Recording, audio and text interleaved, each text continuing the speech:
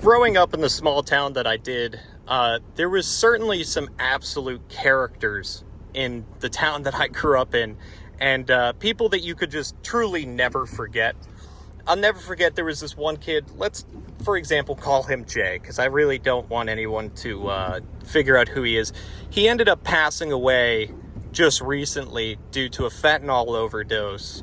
But this kid, when I was growing up, was like the number one surfing kid. He every single day before school, he was waking up and going surfing before school. Then he would show up at school and do zero schoolwork.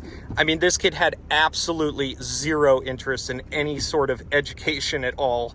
He could barely read, barely do math. I mean, bare minimum. It was like he was from a foreign country.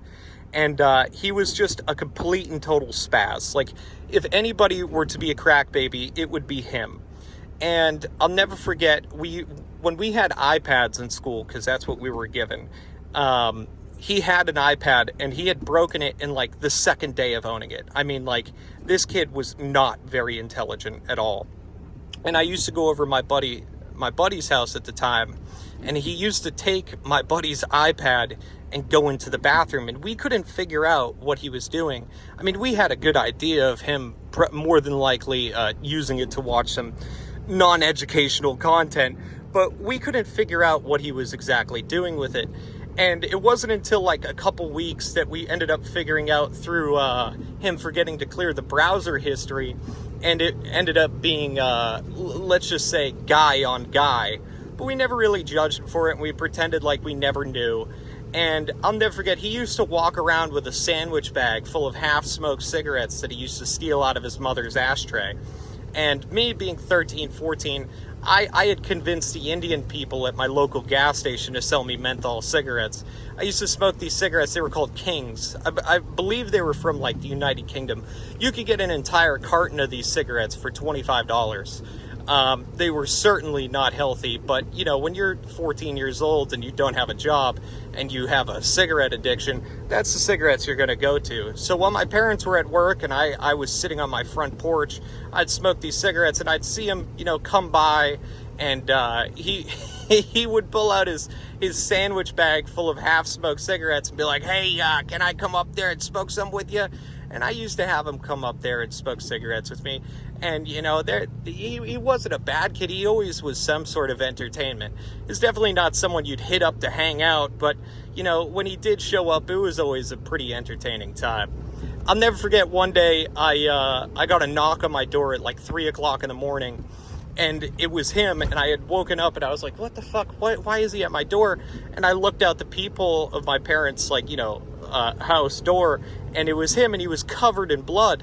And I opened up the door. I was like, holy shit, dude, are you okay? And he's like, yeah, I ate shit on my bike. I rode into a telephone pole. And he had just taken mushrooms. He was 15 years old, tripping balls on mushrooms, and rode his bicycle straight into a telephone pole.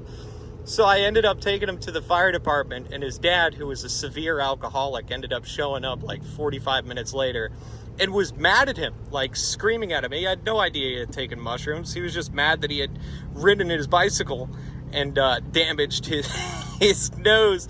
But his dad showed up at the fire department and started screaming. He was completely wasted, and ended up throwing him in the trunk and driving him to the hospital. By the time that I had gotten on the school bus, he was already picked up. And I'll never forget, he used to sit like somewhere near the back. And I used to sit relatively near him. And when I was going to sit down, I had seen a giant thing wrapped in tinfoil when I was going to sit down. And I was like, what the fuck is that? And he peeled back the tinfoil, and it was a dead shark. And I was like, a baby shark. And I was like, what are you doing bringing that on the bus? He's like, oh, we're going to do, we're going to bring it to the science class and cut it open. And I was like, have you lost your fucking mind?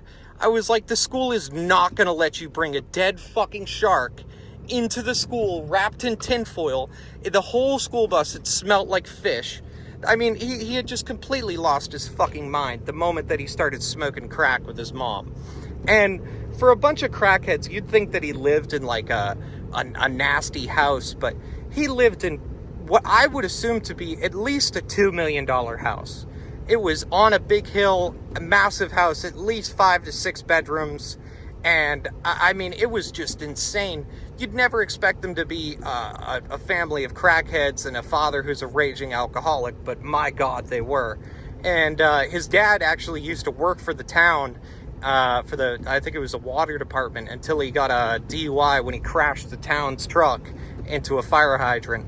But, you know, it's just interesting stuff like that has just completely blown me away. And when I explain these stories to people, they go, well, that's not a normal life. And I go, well, I wouldn't know any better. This is how I grew up.